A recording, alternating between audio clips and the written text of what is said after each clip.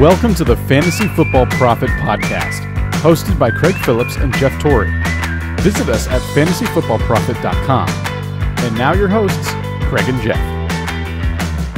Welcome everyone to the Fantasy Football Prophet Podcast. I'm Craig Phillips, joined as always by Jeff Torrey. And today we got some waiver wire additions. And you know what? I think there's some interesting ones. But we'll just jump into it, Jeff. Who would be your top ad for the week? Is it a running back? Yes. Yeah. I mean, I think at this point there's not a whole lot of information to go off of, but I feel like you have to go Gus Edwards because I feel like it is the highest ceiling. And if he really does steal that job, and who knows, Lamar Jackson might have stolen the job as well. You got to try it out. You got to throw it against the wall and find out if it sticks. Well, yeah, Gus Edwards is my top guy too. And here's the interesting thing, I think, is if he's taking this job, Lamar Jackson is going to do nothing but help this guy. It's so much reminds me of that this is Alfred Morris and Robert Griffin from 6 years ago, where Alfred Morris came out of absolute nowhere, and he did great because he had a quarterback who took the pressure off of him, and everyone's eyes were on the quarterback. And I think that's the same exact scenario here. I think it's pretty much identical to that. And if that's the case, I think he's going to be great. Without a doubt. And I thought whoever got to the majority of the playing time when Lamar Jackson finally got to play, because you watched that game and so many of the handoffs, more than half of them were him putting it into his belly and then them figuring out at that point whether or not he was going to keep it or hand it off, which is not the usual, right? So it's not like, okay, you have the ball, we have the ball. It is going to be every single time they're going to make the defense guess, and that is going to open a hole. And if they read it correctly, that game is going to be huge for one of them. And we don't know for sure how it's going to work with him and Alex Collins going forward. It might just be a 50-50 split. Who knows? This could be a game where he was running well and they just kept him in there.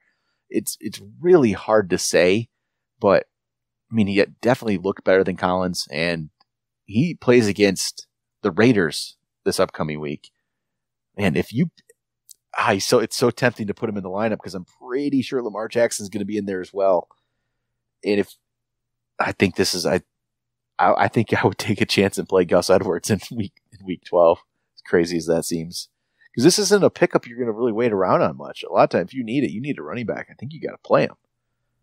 So yeah. Especially there's teams with like Gurley's off, week 12. Yeah, I mean, I think whoever that running back is with Lamar Jackson is going to be very useful. That's pretty much how it's going to go.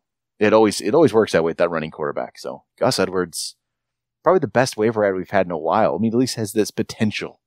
There is some potential there. You don't really know. I mean, who knows it? Yeah, an undrafted guy, you don't know anything about him. This could be pretty interesting, but you're like me in a league with free agent auction money, I have none left basically. So yeah, it's the majority of the leagues. I have none left either. I've already taken my stab, so I probably won't get him. But hey, he's definitely worth an ad.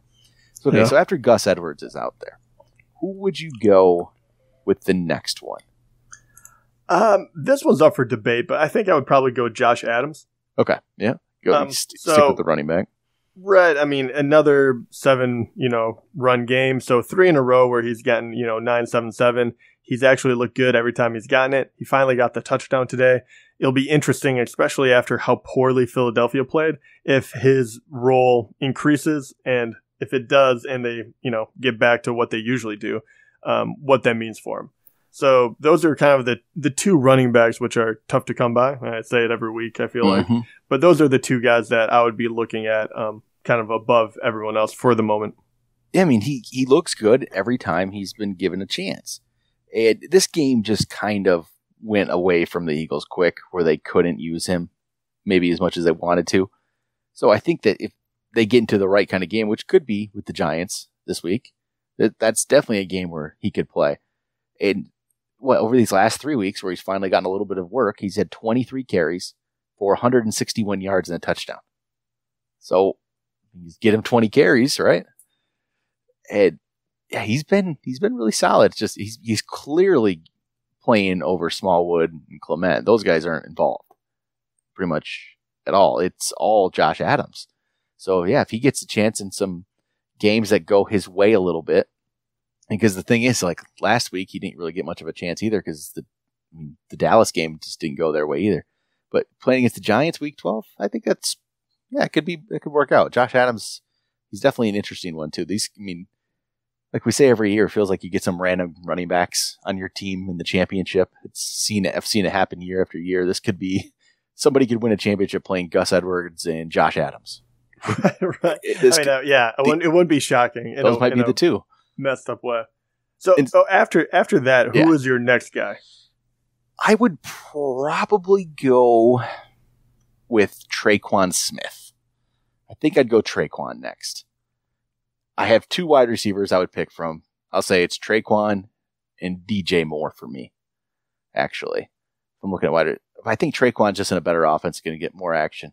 DJ Moore is interesting. I just don't know what to do with him. So I don't know if he might even go, he probably goes below some of the guys in here, actually. Possibly. Because I just don't trust him. Yeah, kind of all over the place. But yeah, I do think he has more upside than a lot. But Tre'Quan, I think, is going to continue to get targets. So I kind of like Tre'Quan here. Is there anybody else you'd put ahead of him? Above Tre'Quan? Yeah. Mm-hmm. No, not necessarily. The wide receivers here are kind of jumbled for me. I think you're right. I think Tre'Quan is probably number one wide receiver. I think I might even go DJ Moore first and then Tre'Quan. I think DJ Moore might be he might not have as many big games, but I think he'll be a little safer to put in there because they need that wide receiver. But I think that's a toss-up. Or Kiki Cutie. Yeah, I was going to say, QT is back on my radar, obviously. He's never left, really. But if he can stay healthy, once again, came back after that hamstring injury, 5 catches for 77 yards immediately. Demaryius Thomas is there, obviously. But he did nothing.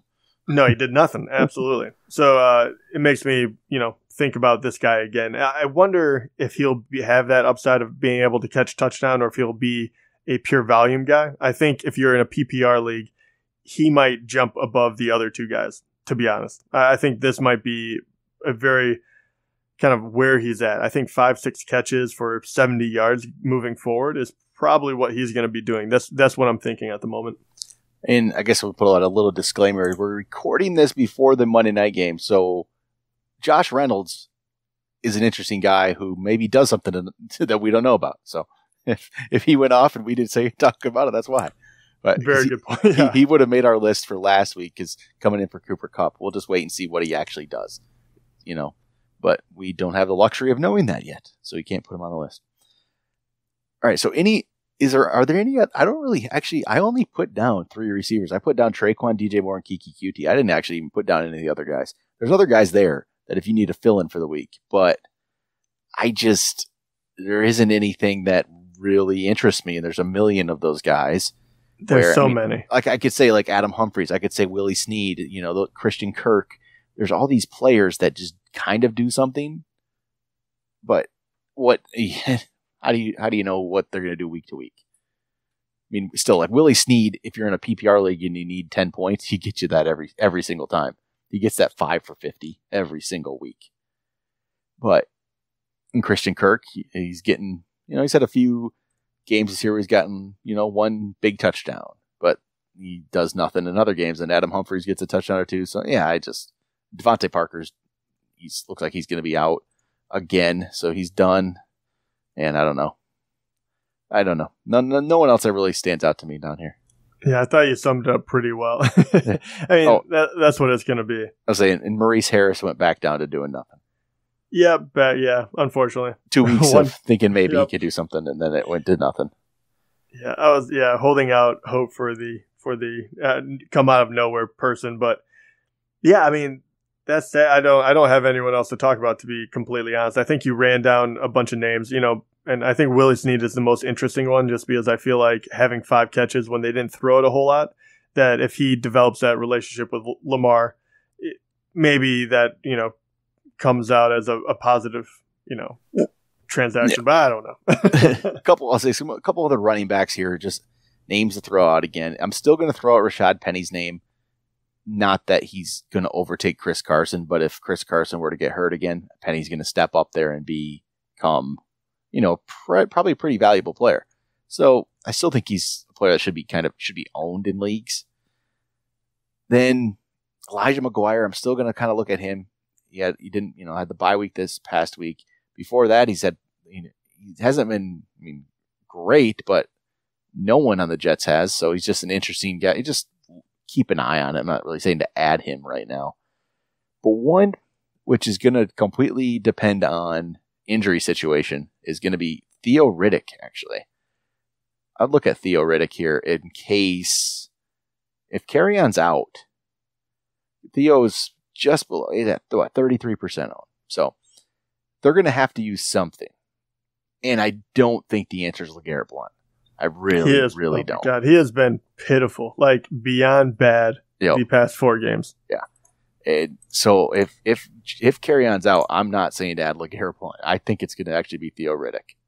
I think that's the guy you need to add. But who knows? The Lions might just try to pound LeGarrette Blount out there, I guess. Maybe I just say avoid them. Avoid them all, right?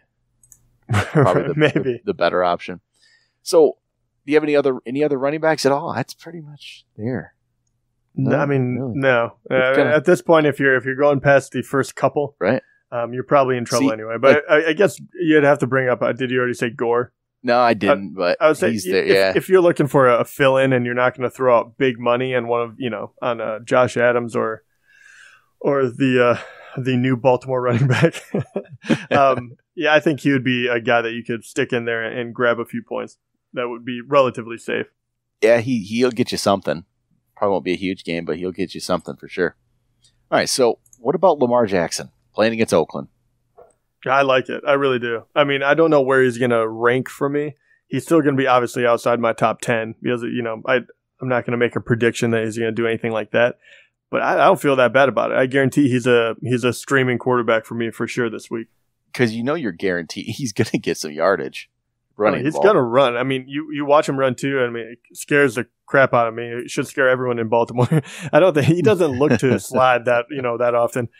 He goes for it, but he is so dangerous with his legs. I think it's only a matter of time before his arm follows and at least get scrambling and then find a guy open down the field for a touchdown. So, do you think he would be your favorite streaming option this week? I'm thinking some of the other guys. Okay, they got Andy Dalton against Cleveland. You want to go Lamar Jackson over him? Maybe. Yeah, I probably would, just because of how up and down Andy Dalton has been. I think that Lamar Jackson will be, in the 20s. So even if I'm wrong, I don't think I'll be wrong by a lot. Lamar or Dak Prescott against Washington? I would go Lamar. Let's see, Lamar or Baker Mayfield against Cincinnati. That is a tough one. I'd probably go Baker. Yeah, I'll go Baker. I'd probably go Baker. Yeah. So I think Baker is one of the better streaming options this week. He's going to be up there because Bengals have been pretty poor so far against quarterbacks. They didn't this past week. Their numbers are going to go look a little better based on passing because of Lamar Jackson. Not being able to do much. But they still gave up a lot of rushing yards to him.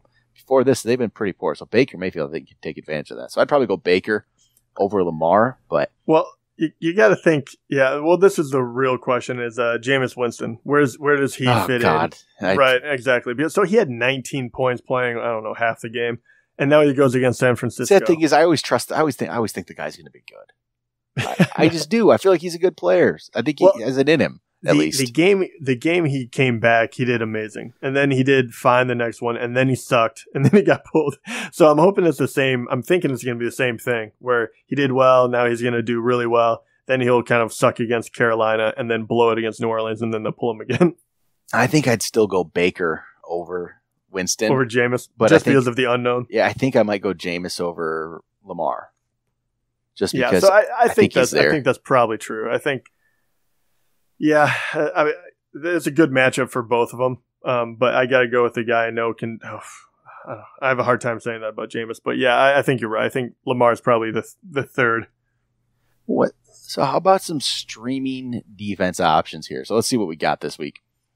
We got Patriots playing against the Jets. I think that's a pretty solid streaming defense, which their Patriots are around 50% owned right now, I think. So they're out there in leagues. So Patriots are a pretty solid one. Yeah, I'm trying to think. Okay. If you're in a league that somebody's dropped Jacksonville, which has happened, Jacksonville plays Buffalo. Jacksonville is down to 67% owned, which, can you believe that, thinking at the beginning of the year? No, absolutely not. I know people paid quite a bit of money for that. So Jacksonville, like in our league, Jacksonville was dropped. So I love that against Buffalo. I picked them up. That's got to be a low scoring game. I picked them up on the Saturday night waivers we had last week when no one pays attention. So I picked up Jacksonville to go against Buffalo this week. So if Jacksonville's out there, yeah, get them. I don't care what Buffalo did against the Jets. It doesn't interest me. The Jacksonville's going to shut them down. And so those, they're not going to be out there in a lot of leagues. So Patriots are more likely to be the one. They're going to be out there most. Okay, but if those ones aren't available, we have. I was going to say, if those aren't available, I kind of, right now I'm kind of going towards the Chargers. They had a really rough game against Denver. Obviously they lost and they were negative, but 6 games before that, they were pretty good. And now they're going against Arizona. So I like them because I think that they'll be out there as well. Yeah. When I'm looking at some of the other games, you got Saints against Atlanta. That could be high scoring. So you don't want to really go with that one. The Bills against Jacksonville, that actually could be interesting. Jacksonville hasn't been very good at all. And Bills have a decent defense. Their defense isn't terrible at all. And that could actually, if you're desperate and that's where you end up, Bills playing against Jacksonville, I would be okay with it. I would definitely, I think, be okay with that one.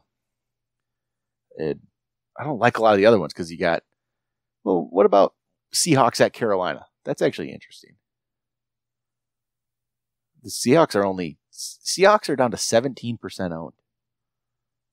Not the same old Seahawks, but Carolina doesn't scare me as an offense right now. They do decent, but look what the Lions just did to them. So, yeah, that's true. But some of the other, you got Falcons at New Orleans, Dolphins at Colts, no, Seahawks at Carolina, maybe Colts at Miami. I don't really trust the Colts, but they did pretty well against Tennessee, which is just because it's Tennessee. Yeah, there's not much else there. No, there's not. No, and I apologize for talking about the Chargers. I don't know how, because they're ranked, they're ranked 14th before that bad game. So obviously they're going to be, ranked far lower than that. And they were 80% owned. So yeah, I don't know why. Yeah, I was looking at the wrong list. That's crazy, though. They're still out there. They're out there in leagues. Yeah, defenses are random. There's defenses out there. Because it's possible the Ravens are out there. If the Ravens are out there in your league, they're out there in 20% of leagues. Go pick them up to play against Oakland. That'd be one of the better ones, because you just never know with defenses. They get dropped and people have their defense and sometimes don't think about it very much. Right. They just kind of let it be, let it go. Yeah. Did you already talk about the Cowboys? I have not. Okay. So we mentioned a lot of them. Yeah. But yeah, so Cowboys are only owned in 26% right now, and they're about to go against Washington, who has been, decent, but they're obviously without Alex Smith, who broke his leg. So I really like that one, and Dallas has been a pretty good defense. So even though they're not ranked that high, they've never gone negative. So I think this is a great matchup if you're streaming. Yeah, that's actually probably one of the better ones. I'd probably go with them over Buffalo. So there's not a lot of other ones, but yeah, if you could be like me and have Jacksonville against Buffalo, that's a good one. Do that. In my situation, would you go Jacksonville against Buffalo, or would you play the Bears against the Lions? The Bears. I actually would. Yeah, I think so too. I don't think I can bench the Bears at this point, and Detroit hasn't been looking good. I don't think so either. I don't think I can. It's weird. I'm going to have a team going against what was supposed to be the best defense at the beginning of the year, going against Buffalo, and I don't even think I can use them. So, yeah, I really can't. Bears are too good. So really, the Bears just got 11 points off Detroit just 2 weeks ago as well. Yeah, they are quite solid. I'll say that. They're so good. All right. I think that'll do it for waivers.